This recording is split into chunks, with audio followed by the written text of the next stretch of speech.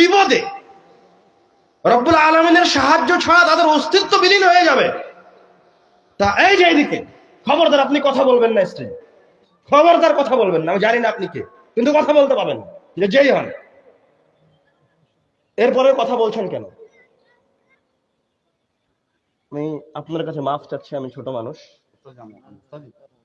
কিন্তু আপনি অনেক বড় মানুষ, সম্মানিত মানুষ। আপনি যদি কথা বলেন তাহলে আমি আব্দুর রহিম বিন আব্দুর রাজ্জাক কথা বলবো না, নেমে যাবো। না, তাহলে আপনাকে বাইরে গিয়ে কথা বলতে হবে। আমি কথা বলার সময় কথা বলতে পারবেন না, তাহলে আমি বিদায় নিই। এটা আল্লাহ রাসূলের হাদিস শ্রবণের দার্সের আদব। আমি সকল মানুষের সামনে আপনার কাছে এবং বড় মানুষের কাছে ক্ষমা প্রার্থী।